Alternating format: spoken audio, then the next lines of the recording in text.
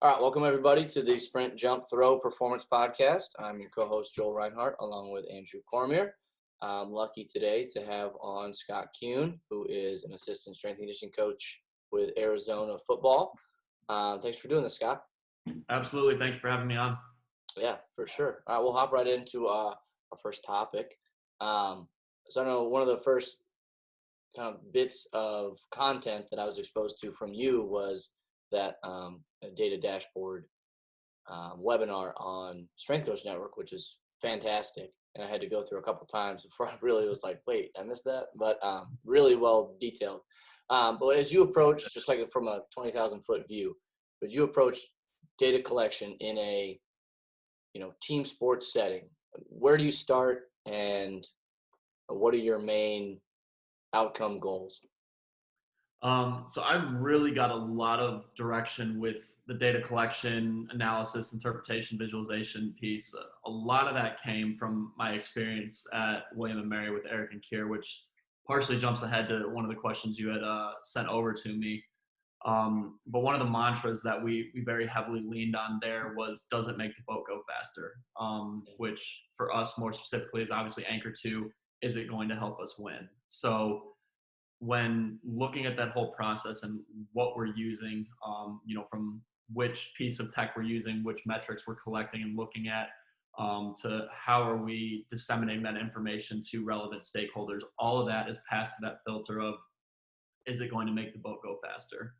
From there, it's really, we're not just going to collect a bunch of stuff to collect a bunch of stuff and play the keeping up with the Joneses game of how many toys can you collect and impose on the student athletes already busy lives with all kinds of tests, but then not take action from any of it. So I'm really looking for pieces that are valid and reliable, as demonstrated from the literature, that we know we're measuring what we're measuring from those pieces.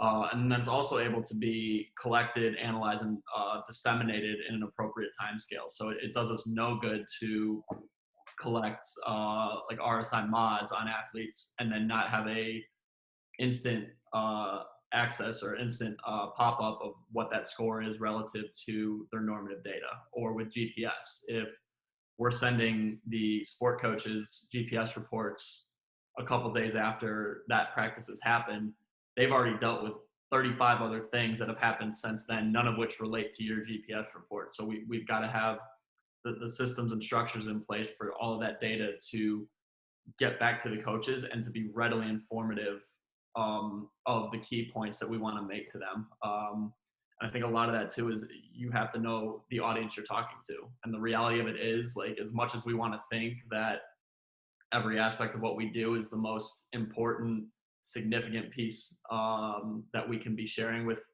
others about how to best prepare the athletes, the reality is the sport coach is going to give it an elevator pitch's worth of time. And you've got to be able to tell that story in that amount of time, because they've got their personnel to worry about. They've got their student athletes. They've got recruiting to keep up with. They have administrative and academic.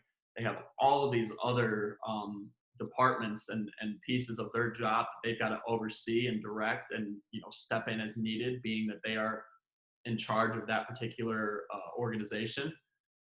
That GPS report or that readiness report is a blip in their day. And if you can't readily tell that story and get them to arrive at the same conclusion that it's leading you down in a really quick amount of time, you're probably not as effective with that data as you could be. And ultimately, if you're not able to tell that story and get a sport coach to understand it, you're just collecting to collect and to share shiny reports with other performance coaches and say, wow, this looks great. But ultimately we're about, being actionable and creating change that does make the boat go faster and does allow us to improve our likelihood of winning. So that's probably the biggest piece of it for me when it comes to that collection process. Is it going to help us win?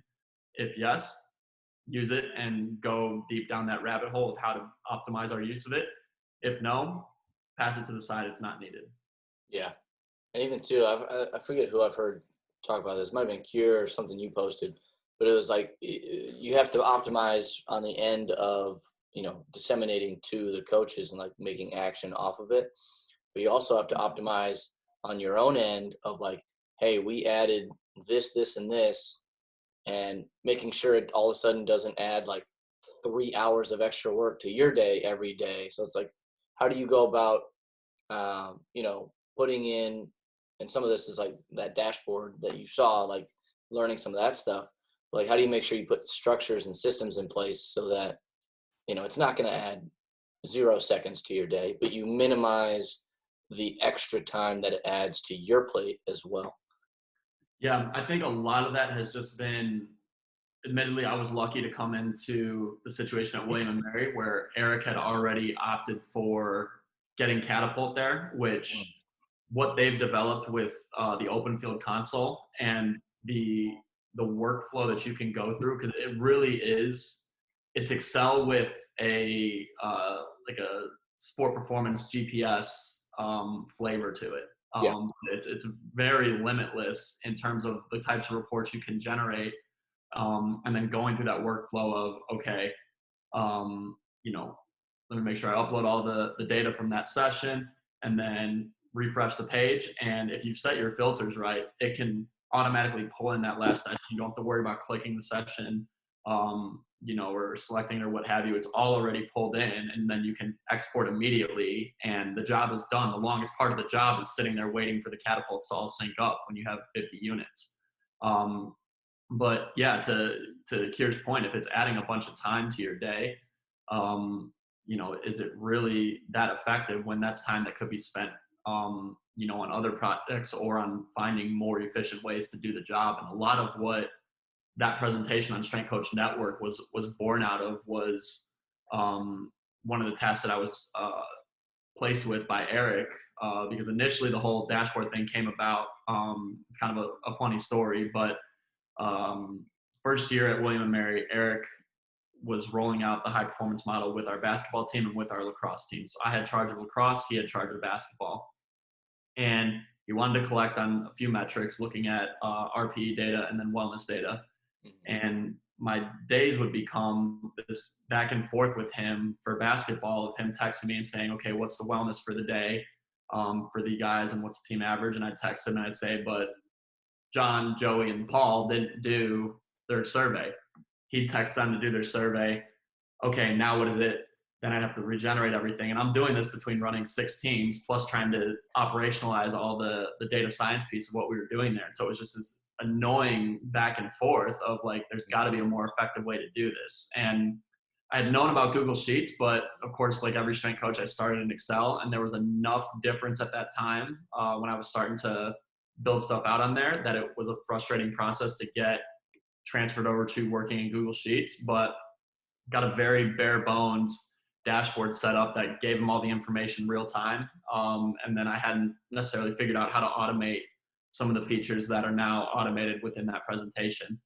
So flash forward to the next semester, and one of the rabbit holes I went down was building this out for lacrosse. And because I was the one running it and they were the team that I had charge of, it was very easy for me to kind of build out some other things and have a little bit more detailed looks at what was going on with the girls. And there was a day that Eric walked in and I had their dashboard pulled up as we were doing their preseason, and his eyes kind of lit up and he's like, so when am I getting this for basketball? So I built it out for basketball, and then we started thinking about, okay, now that we're through year one into year two and we've got data that demonstrates significant improvements, a lot of the improvements we're seeing with lacrosse because their sport coaches were fully on board with letting me kind of steer the ship on how we put all the pieces together. So we had a 50% uptick in wins, 83% decrease in injuries, and every girl was available to be selected in every single game, besides a girl that got her hand broken by a stick check, and she was out for 4 games. And then massive improvements in in all the physical qualities that we tested, especially speed, power, and conditioning. So across the board, just massive improvements from implementing this true high performance model. So year two, we were going to roll it out across the entire athletic department, or at least with our teams that we consider to be a little bit more higher priority. Mhm. And we wanted to have all of our teams to readily have the ability to track what was the cost of the session we just imposed to the athletes. How does that compare to a game in terms of the training load? And then what's the internal response that they're feeling as far as their wellness survey. And we needed to design it in a way that, given that we were such a small staff of, I say 4.5, but the second year, Eric was much more pulled out and working at the administrative level as he should have been. And then we were able to hire a fifth person to come in and take basketball off his plate and Ray. But we needed to have a system in place that, with a little bit of education and onboarding, could be run by an assistant or a student volunteer within their department. So I had to figure out, how can I make this as sport coach proof as possible to run day to day and to derive all of the necessary information without a bunch of manual work. And so everything that I put into the presentation on Strength Coach Network, even with a team of 100 guys like you have with football, the data entry process would take, for me, I had it down to 2 or 3 minutes at most to have acute chronic ratios and wellness data on all of the athletes on the football team. So it was one of those, I think the quote is, necessity is the mother of invention. Yeah. Of figuring out, okay, how can we do this so that it's the smallest increment of time to a sport coach's day, and they're not going to spend, anywhere near an hour trying to deal with technology that eventually they're going to get frustrated and give up on using it. And so that was what came about. And, for people who don't have any type of money to get any sort of AMS, it's a very viable, practical solution. And once you get used to running it, like Ray's run his own since he got there.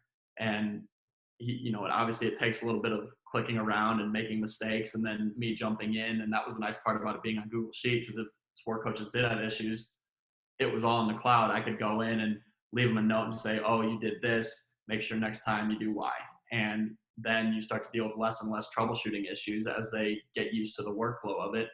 But Ray runs his still to this day on his own without me there anymore. So to me, that's a testament to the design of that whole dashboard, that it can still be run by somebody even after the original creator of it leaves. And there's still been small things he's had me troubleshoot for him, but he manages it all himself at this point. So it's been finding things like that. And then when you do get the chance to get a bigger budget and get your own AMS and have it all automated for you, it's like, well, at least I have a new skill in learning how to use Google Sheets and can use that for other things. But for the vast majority of coaches, they don't have a budget that's going to allow them to have something like Coach Me Plus or a Team Builder or something else that can pull all the data into one area. So you've kind of got to be creative and learn skills that you can apply and bring in all the data sets you want to bring in.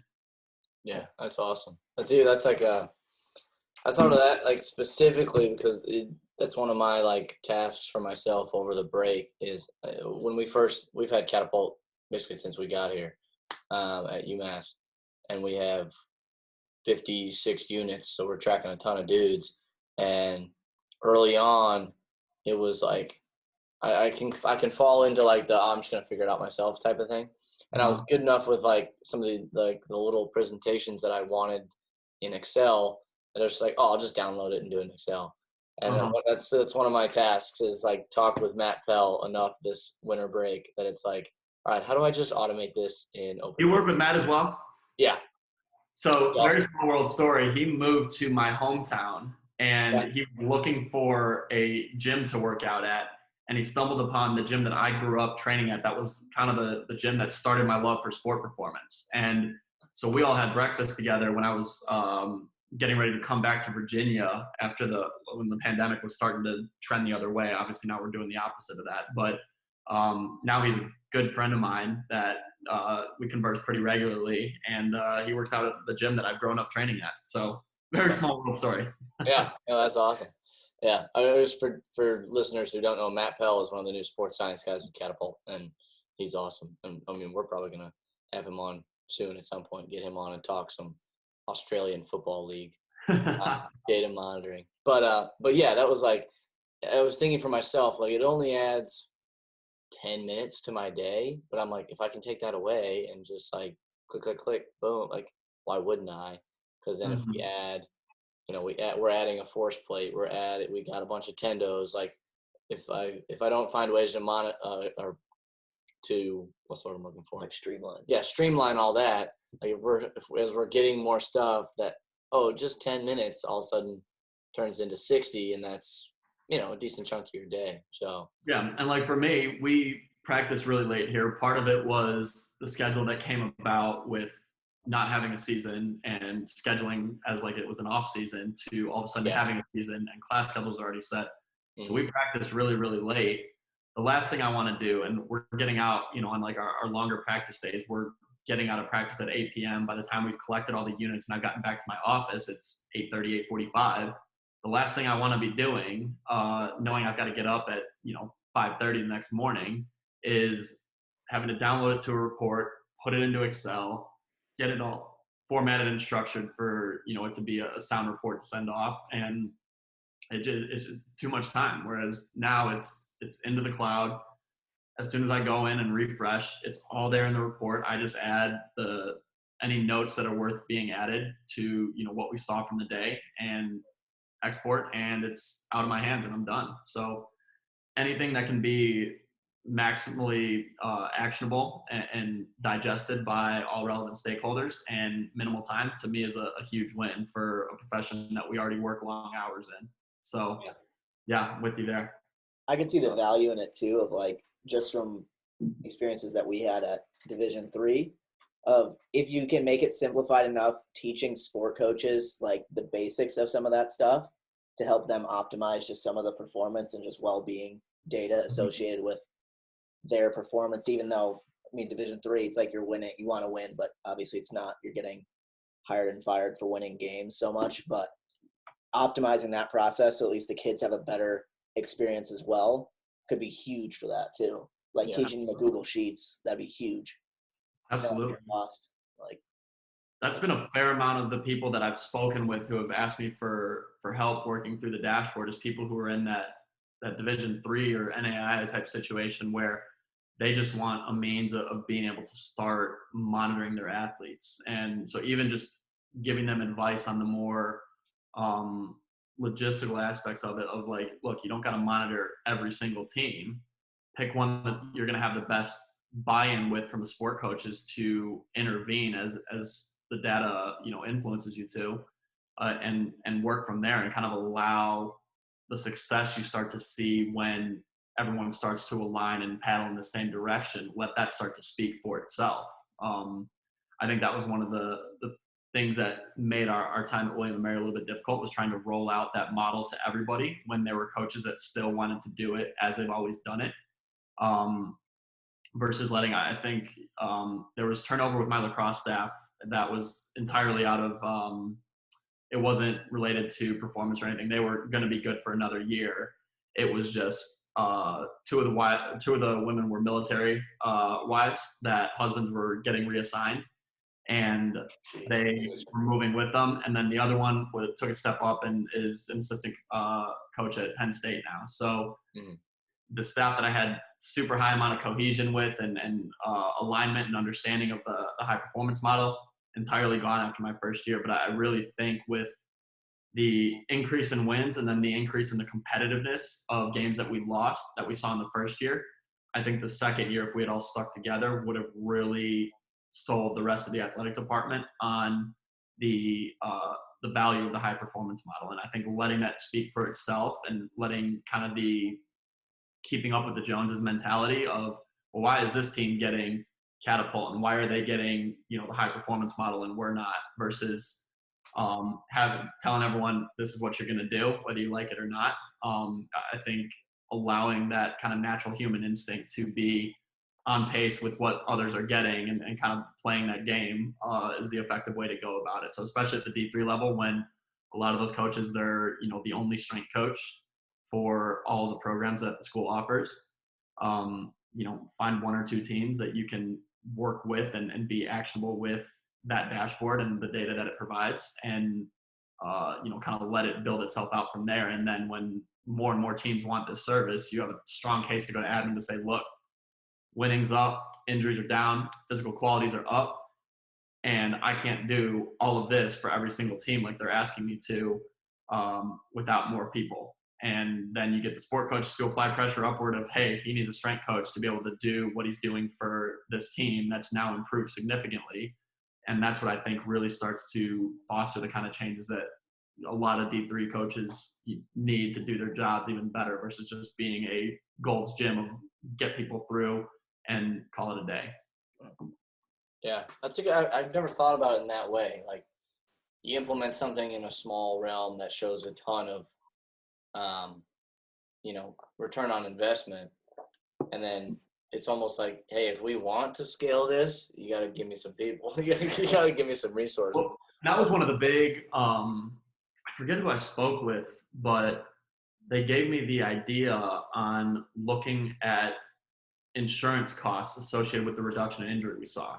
And it was something, I want to say it was like a 98% reduction in costs, which in claim costs is what it was. The schools out of pocket was not a significant amount of money, but when you look at like just the total value of the claims that were aggregated in the previous season before we implemented this high performance model to 2019, 2020, or 2018 to 2019, it was like a 98% reduction in those premium or those claim costs, which down the road is going to have a huge influence on the premiums you pay. So I'm saving you money with this approach, and we're saving you money with this approach with the reductions in injury we're seeing. So we're putting value back into the school that they should invest back into us, so we can continue to snowball this into an even bigger operation than just 4 people for 23 teams. Yeah, that's great. But no doubt. Another way that I haven't thought about that. That's I really wish I could give credit to who gave me the idea, but they told me to look at like the 5-year aggregate of insurance costs to the school and demonstrate from there the second order effect, if you will, of injuries being reduced and how that impacts the bottom line that the school's trying to manage. Yeah, and that's a great way to get attention of, like, as much as you would like to think that telling a higher up, like, hey, fewer people are hurt, would catch their attention. Like, unfortunately, the money is probably going to catch their attention more. Yeah, one it's Sally missed 3 games with a hamstring instead of 1. Like, okay. Well, one of the things I wrote down with some of the questions was what's disappointing to me is that more people in sport are not systems thinkers and are not systems oriented to think second and third order effects. So you have to connect all the dots for them to get there to say, hey, injuries are down. And the administration's like, great. Hey, injuries are down. Insurance costs are down. We're saving you money, giving money back to the school that it would otherwise be spending on injuries. Oh, and then they start to connect it. Or with sport coaches, it's, the cost of doing business and putting together a bunch of high intensity sessions in a row. Hey, if we practice really, really hard going into this really, really difficult game, we're probably going to be a bit more fatigued for this really difficult opponent versus taking the approach of maybe if we do a little bit less and just rely on being fresher than this team that's clearly more talented than us, we stand a better chance than if we run them into the ground with practices. But it's that, okay, if I do this, then this happens, and then this happens, and then this happens, that especially in a complex environment like collegiate sport is, you would hope that more of the stakeholders could work through that logical sequence to arrive at understanding the repercussions of the decision they made initially and how that rippled or butterfly affected to the outcome that they got. But unfortunately, I feel like it's really only performance coaches that you hear talking about systems thinking and understanding those second and third order effects and how all of this interrelates to each other. Yeah, that's great. And even too, like, the way you're saying it is, I've in my head, it comes around to, like, any decision you make, there is a downside. Like, you have to, like, even if it's like, hey, we're gonna treat our guys to some ice cream on a, like, whatever, no matter how trivial it seems. Yeah. And it's obviously it's more important to look at these types of things for, like, any sort of major decision. But it's like it could look like the most amazing decision and home run out of the park, whatever it may be. But it's like there is going to be some sort of negative consequence. It might be a seventh order effect, but it's Mhm. if you're dealing with, you know, people's livelihoods and, you know, in a sporting setting, people's health and well-being, and then, you know, potentially tens to hundreds of millions of dollars, it's like, you'd think you'd want to dive deep into some of those. uh, Yeah, uh, and it's I think the term is bounded rationality, which is just as human beings, we can't fundamentally grasp everything about everything. We have a very limited scope to how much we can process and take in decisions. And that's why tools such as AI and machine learning are so effective, is it because it can take in all of those inputs and find the meaningful relationships from it. But that doesn't mean we shouldn't stop trying to understand the complex world that we're situated within, especially as practitioners. You know, to your point, there's downside to everything. The downside of you know, a more conservative approach to a preseason build is that you may leave some change on the table of how much more practice and training you could have done into the season. So you might be slightly underprepared. The positive is that you stand a better chance to get your athletes healthily to the season and be, you know, in one piece. Same thing with a more liberal increase. You potentially train your athletes that much harder and they get to get that much better at their sport. The downside is you potentially run the risk of athletes getting hurt. But being able to work through that process and understand, you know, what good can happen, what bad can happen, and second order to that, third order to that, fourth order to that, what are the potential repercussions? yeah, yeah, a good way to think about it too is like you have to just like put out priorities. Like, and I think it's helpful to get across to sport coaches too. It's just like there isn't like there are different ways to do it. We can bury these dudes and build up an incredible chronic workload, you know, over if we make that decision starting in January, building all the way up to September 1, our first game, and we just decide like we're going to get as much as humanly possible done. And, you know, you can make that decision, but Mm-hmm. you just have to like look at like what are the downsides and what are our priorities. I think that helps in getting it across to sport coaches too, because it can be like we're recognizing that there is a downside. Like you said, like, hey, if we do this, there is a downside that we might not get as much skill development time, or Mm-hmm. we might miss out on some meeting time because we want to just like give the guys a mental break. But the trade-off is, you know, they're fresh, they enjoy being here, they're not as, you know, likely, their likelihood of huge spikes in load is lower. Like, and Yeah, then I think that was one of the things that I really came around to understand the necessity to do is to provide your sport coaches more so with options rather than trying to tell them what to do. yeah, It's kind of that psychological effect. I forget what it's called, but like with little kids, when you want them to eat vegetables, yeah, you say, would you rather have broccoli or green beans versus saying you need to eat your vegetables? They're going to say no. But then you give them some autonomy and now they feel like they have, um, to borrow the popular phrase, they have skin in the game in the decision. And they're much more likely to just get it done because you don't really care which vegetable they eat as long as they eat a vegetable. So giving sport coaches options and explaining the repercussions of those, and again, walking them through the sequence of what could happen as a result of the decision they make was something I first did with my the new lacrosse coach I worked with in my second year with our preseason buildup, just kind of explaining the concept of tapering into the season and explaining, look, if we take this taper, the girls are going to freshen up and they're going to play better right away. Versus if we try to practice through this week when we had some injuries starting to pile up, there's a chance we could incur a few more injuries and the girls might not freshen up because they're already pretty down from the way we practiced. They might not freshen up till a few games into the season. And then we're still trying to play catch up while trying to play games and get them adjusted to the demands of games. So just laying that out and saying, look, here are the two paths we can go on.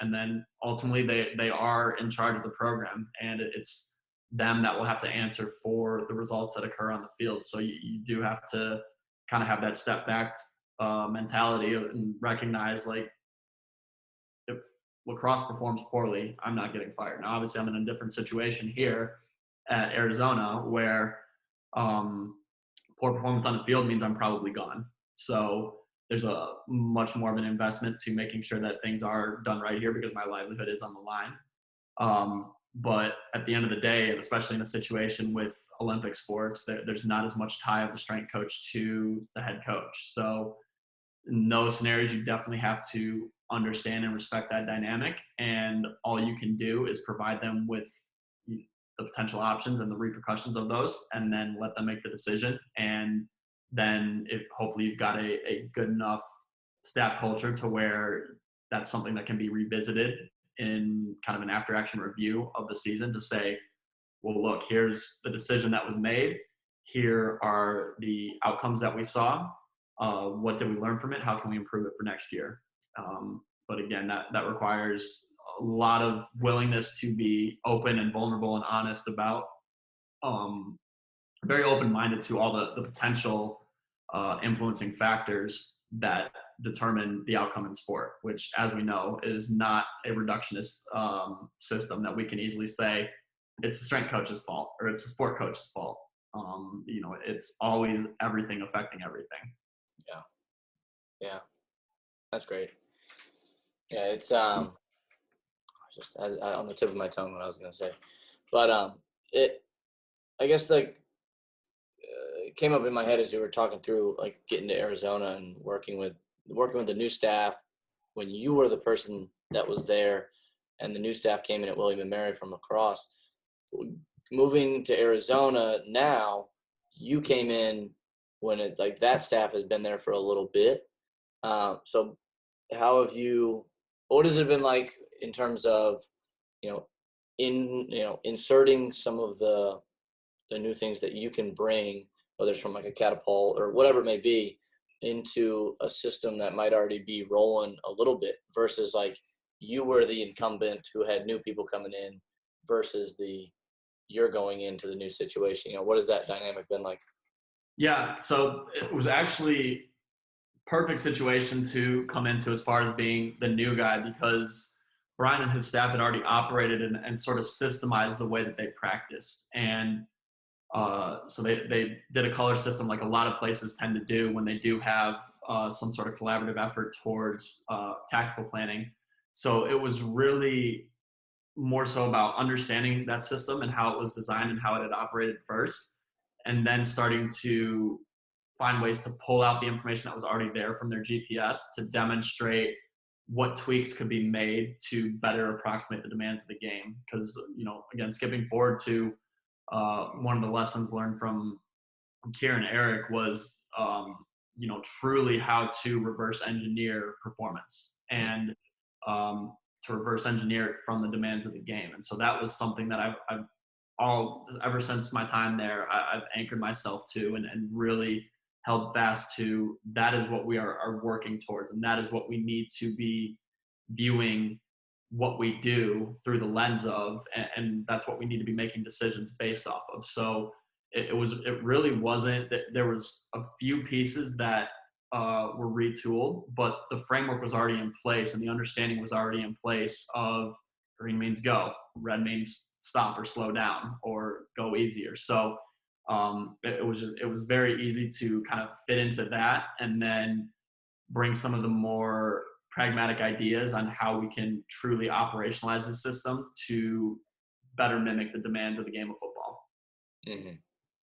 Yeah, that was one of the most one of the more fun things about getting Catapult with us and getting to dive into that. It was like post-season last year, and I was like, all right, we got 12 games on the books, mm-hmm. and just going in all winter break and just basically being like, what actually is a football game? Yes. for this position, for this position, for this position, for this guy who played 85 plays, for this guy who played 30 plays, mm-hmm. and going through that, it was cool. And even seeing like we've shifted our style of play pretty significantly offensively, mm-hmm. and numbers are looking a little different, and our depth is different this year, so the numbers look different. We're not as deep at wide receiver, so we got, our studs are playing more plays, and then mm-hmm. goes along with that. But even too, like our data of like that breakdown we did of like, here's what a football game looks like it's probably different than what your guys' looks like. Yeah. Pac-12 is a different style, whether like different style of play with Coach Sumlin, like all of that goes into it. So that's a cool thing. It's not just like we did it at William and Mary. Here's what a football game looks like. It's like, no, here's what a football game looks like there. And now when you get to Arizona, you got to take those same principles to figuring that out, I guess. Exactly. And that's where I think it's when you understand what you need to look for to define what a football game is versus thinking that you have it defined. Because, if you were to run a GPS system on the Naval Academy versus on Mississippi State with Mike Leach in the air raid, those are going to look like vastly different games for almost all the position groups. So you can't lock yourself into, okay, a football game is 600-player load for a wide receiver. No, it depends on the situation you're in and the way they've been coached and every other factor that's going to affect the emergent output that they generate. But if you understand principally what you're working from, which is the game itself, that's when you can start to work backwards to distill out the nuance of here's what it looks like for these position groups. Here's the amounts of sprint distance, high speed distance, explosive distance we need to make sure they're ready to hit. And then it does give you, kind of aiming points. Like, the goal for me in sport is to maximize the outputs and maximize the repeatability of those outputs. So it's kind of partially a competition of, can we design practices that supersede what we saw from a high intensity distance volume standpoint in games for starters last year. And that's when you start to do those things and you see the macro of it of like, hey, the guys are running their routes fast and we're giving them a little bit more time to recover between those longer routes. And now you're rehearsing fuller speed, more high speed type routes on certain days. And pretty soon that becomes their norm. And then they go and they do it in a game and they're ahead of where they were the previous year. So it's working from that and then kind of having that aiming point of, we want to be more explosive and we want to play faster than we did last year as kind of the goal. And obviously, my piece of it as a strength coach is just the physical side. So, what are the physical outputs we're seeing in games? Obviously, you need the technical, tactical, psychological with that. Yeah. But that's not something I readily have influence over. But if we can at least influence the physical parameters of the practice and then allow the sport coaches to do what they do from a technical, tactical perspective, that's where that collaborative effort really starts to become a sum that's greater than the sum of the parts. And that's what we've been able to start seeing with some of the things we've been doing as a staff at Arizona so far. Yeah, that's great. That kind of reminded me of like looking at the style of play. I don't think I've told you this one yet. Going over our GPS data recently with soccer being back on campus. And our coach had actually said, it looks like we have way better athletes generally from like a lot of our freshmen. He goes, we look like we have way faster players. And the data backed it up. And he was talking to me. He's like, I feel like we could probably pull off playing a different style because we have more speed that we can actually rely on now. And that can actually change up our tactics. And I was like, oh, so you're adjusting to what you have available for players and creating your game plans off of that? That's crazy. Like, it was so rare to hear. But I love that. It's cool to have the data to justify it. Like, I'm sure any coach could be like, wow, that girl looks really fast. And it's like, yeah. But it's like we have this many more people that are above 18 miles per hour and they're playing in X positions. Like, we know we can rely on that. And now we can create a game plan to better utilize that. I think that's where it starts to get really fun, too, is if there's coaches that actually care enough to try and figure out how we can utilize all that stuff, too. Oh, yeah. And then it also gets really interesting when you have a case of an athlete who's slower than another athlete, but you see them beating them in a situation. And then it invokes the conversation of, well, her max velocity is only 15, but she beat a girl that's max velocity is 18. Why is that? And then that's where you start to get into, well, she's able to take in her environment quicker, orient herself to what's going on, arrive at a solution, and then carry out that decision or that solution faster than the girl who may have more speed, but because she goes through that OODA loop a little bit slower than the slower girl, she's not able to play as fast. And so it does start to bring in some of the more complex factors of what constitutes game speed and why girls who, yeah, if you line them up and race them, one girl wouldn't hold a candle to the other, but you put them in the field of play, and that slower girl just plays much faster than girls who may be absolute faster than her. Yeah. I mean, it's funny you say that. We had that conversation at the end of last season. Like, one of our freshman starting backs was the slowest girl on the team. And he was like, but she doesn't let anyone near the ball around her. And I was like, why do you start her? And he's like, well, she's like unbelievably tactically. I was like, exactly. Like, she knows how to perceive what's going on. And he's like, oh, okay, that makes a lot of sense. I was like, yes, speed's important, but like, she's fucking good at soccer. Like, that's what matters. Yeah. Well, that's where like, it was the whole thing at like Texas Tech where the perception was if the girls' heart rates weren't above 90%, they weren't working hard and they had to do so much time above 90%. It's like, well, actually, you might just have a highly efficient athlete that doesn't need to incur that amount of stress to play the game. I would much rather see athletes that can play the whole entire game below 90% because they're so mechanically and technically and tactically efficient with what they do that they don't need to incur a high cost to their internal systems and their body orthopedically to get the job done and still win. Obviously, sport is going to necessitate high intensity actions, but can we make those actions much more purposeful and play the game a lot more efficiently so that it's not as high of a cost to the system and we can recover faster and be that much fresher so we can train harder going into the next game?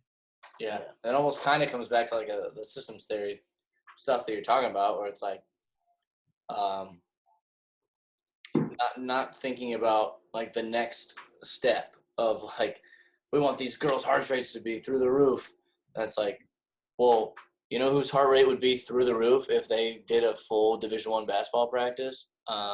Anybody walking off the street, like, yes, because they're out of shape, you know. Or like an example we had, we've seen with defensive backs, and it's similar to the soccer defense. It was like our more experienced tactical defensive backs often don't have as many like explosive efforts or like IMAs it was we were seeing it on the flip side of like, oh, these young guys are getting a ton of explosive efforts. And it was like, it's because they are in the wrong spot, so they're having to like, oh shit, and get back to the right spot. Yeah. And so it ended up showing as like, man, they're working really hard, and it's like they're working hard because they're in the wrong spot. And it was just, you know, and if you're not watching the practice with like and having the you know, that context, it could just be like, so and so is not working hard, where it's like, no, they were just in the right spot the entire time, so they didn't have to, like, the outcome still was positive. Yeah.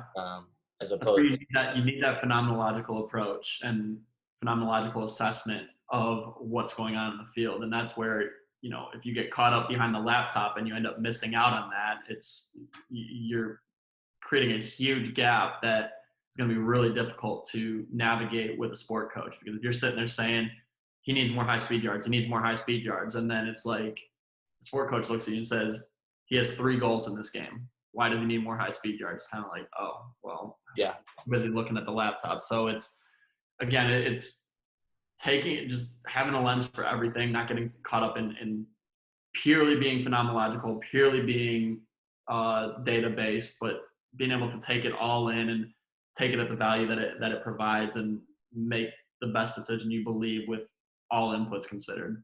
Yeah.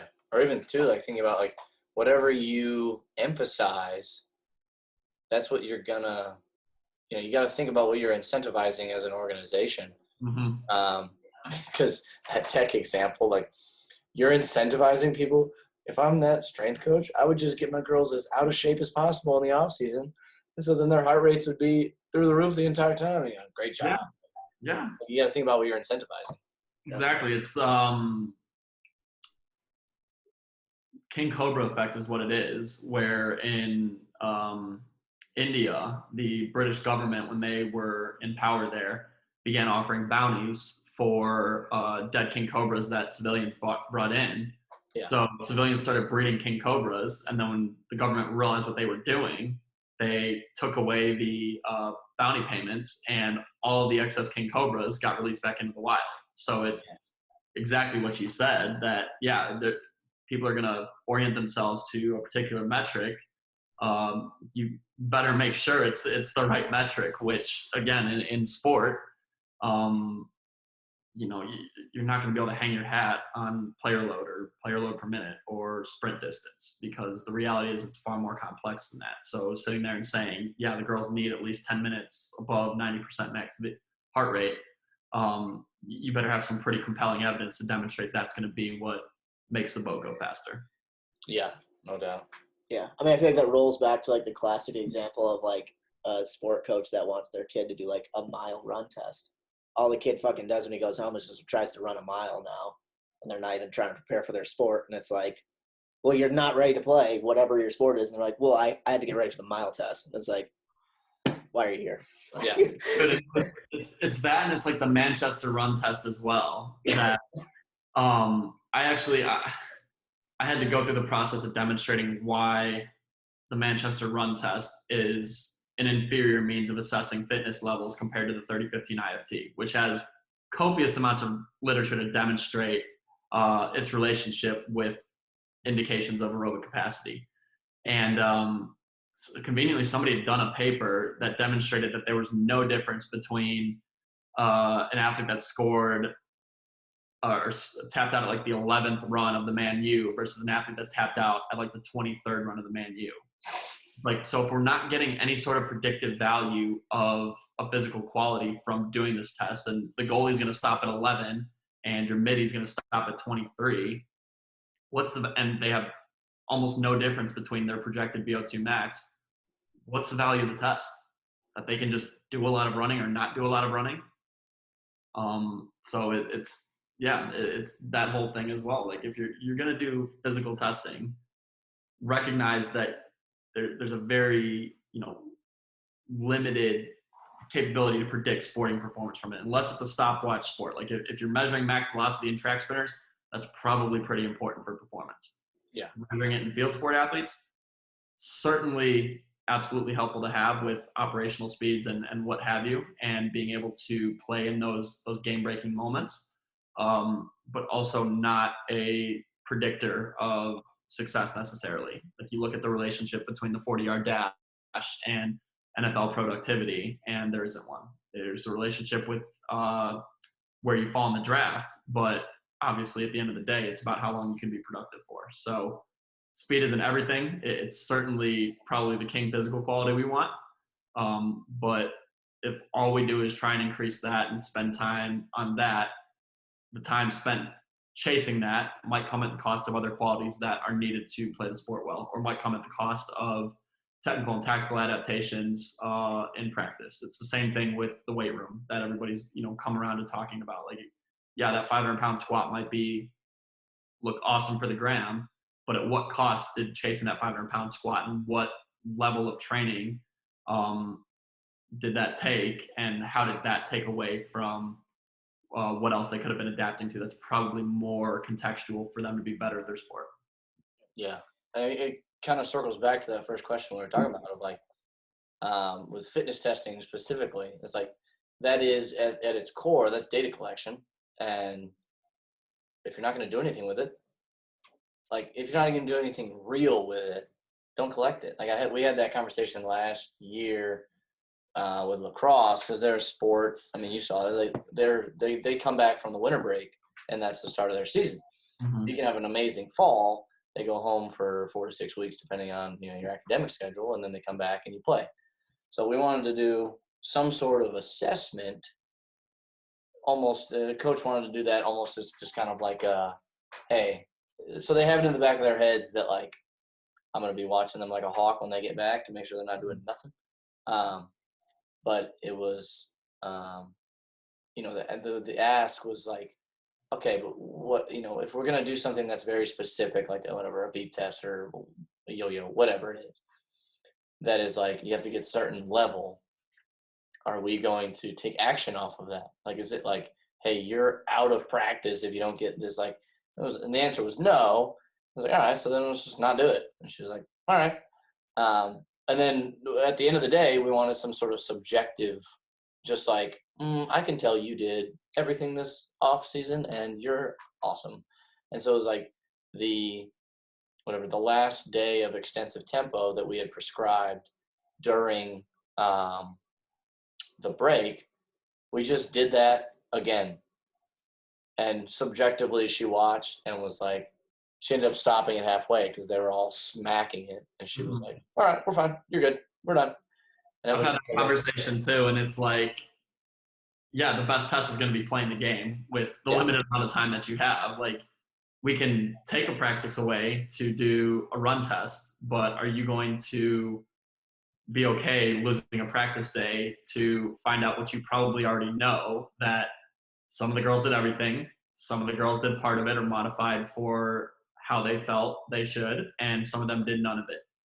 And at the end of the day, you're still better off putting together a plan that assumes most of the girls did none of it and building conservatively rather than trying to run them into the floor with practices in 3 weeks' time. And now you've got to try and play a game with whatever you have left.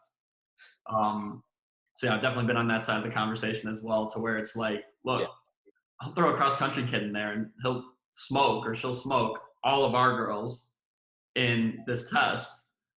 Now let's throw them out there with a stick and let's see how well that goes. Yeah. There is a difference. Yes. Cool. So it's shifting a little bit. Looking at time, depending on how long this goes, this might be kind of a great wrap-up question, because this will go all over the place potentially. We talked about Kier about this a little bit and went all over some rabbit holes. But you left William & Mary, I forget exactly how long ago, whether it was 4 weeks, 6 weeks, something like that. And it was pretty out there in the news or whatever with like what went on with the sports being cut and the AD and everybody, like all you guys leaving or whatever. What were some of the biggest lessons you took away from the, to be not nice, the implosion of William & Mary athletics, and from your guys' perspective in the performance department? I mean, it was an implosion for sure. The quote that stuck with me, and I was conveniently reading this book at the time that the pieces were being set in motion that would lead to all of us deciding it was time to part ways with William & Mary. But it came from the book Thinking in Systems by Donnell Meadows, and it was that purposes are deduced from behaviors, not rhetoric or stated goals. So if you're saying, the purpose of this education program is to improve the ACT scores of the students, but then there's no actual investment made into the educational process, and therefore you're not actually seeing the improvements in the ACT scores because they're investing the money in, new academic facility or new sport facilities, let's say in an educational setting. Mm-hmm. And so the money's not going towards the goal of improving the ACT scores. Even though the school is saying, yeah, our goal is to improve the educational quality by improving the ACT scores. At some point, you've got to pick your head up and say, well, wait a minute, this is our goal, but we're spending our money on something that doesn't contribute to the betterment of that goal. What's going on? And to play very diplomatically, that was what we were dealing with there, was that, high performance was great. It was the end all be all. It had, the full support of everybody at the higher level, but it was only on the verbal level. There wasn't a financial commitment to it. And so fundamentally what it came down to was the recognition and the acceptance that change is ultimately top down. So, if that person that sits in the biggest chair isn't on board with making the commitment and making the decisions and taking the actions necessary for that desired outcome to happen, the change isn't going to happen. And Kier said it enough on other podcasts that you can really only influence laterally or downstream from you. You can't influence upward to create change. And I think with that, trying to please everybody is a pretty good way to please nobody. And it's the like the Greg McKeon talks about in essentialism. Like, if all you do is make a millimeter of progress in a million different directions, that's ultimately a system that's going to be stagnant and not trend in one direction or the other towards whatever goal it may be. So I think there were very, very good lessons in what I need to look for if I'm going to undertake such a project like that. I don't know that I would ever want to do it across an entire athletic department. I would be perfectly happy to just do it within a football program. But even to that point, it's going to be finding a head coach that is understanding of what that entails, because on the surface, it's like everybody's like, yeah, this sounds great. We're going to win more. We're going to be hurt less, and we're going to be physically more developed and more capable.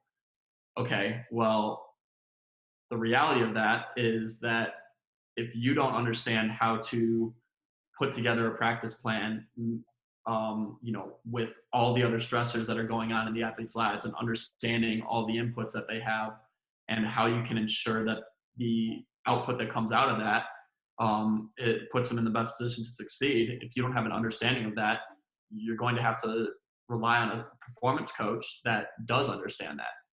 And so when, some teams were all of a sudden having a performance coach trying to put this together, and have them do it a different way than what they've always done, it didn't jive well with some of those coaches having, what they felt was their, and obviously it's still fundamentally, it's their call.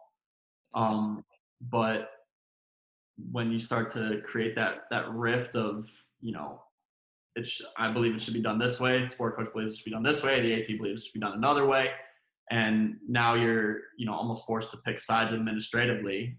It's not a good place to be in, and decisions had to be made that I think were largely made in the interest of self-preservation, and to each their own. And what was a shame to me about it was that it felt like a lot of the decisions that were made were not student athlete centered.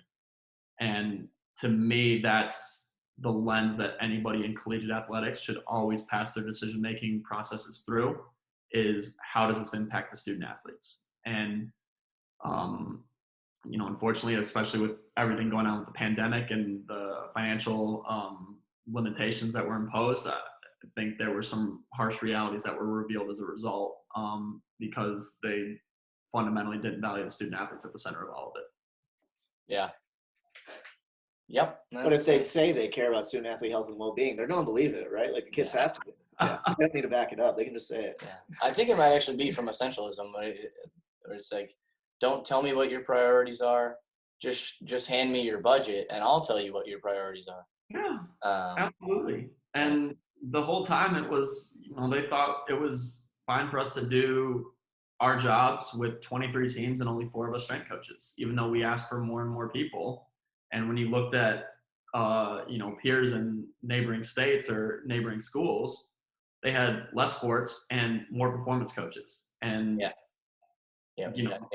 some point, don't get me wrong, I'm all for hard work, but being told to work harder when I've already worked incredibly hard and still gotten halfway decent results in spite of my workload, is very deflating to hear. And, so that was one of the big draws to Arizona, was seeing what was on the horizon at William & Mary, knowing Kieran and Eric were probably getting out of sport.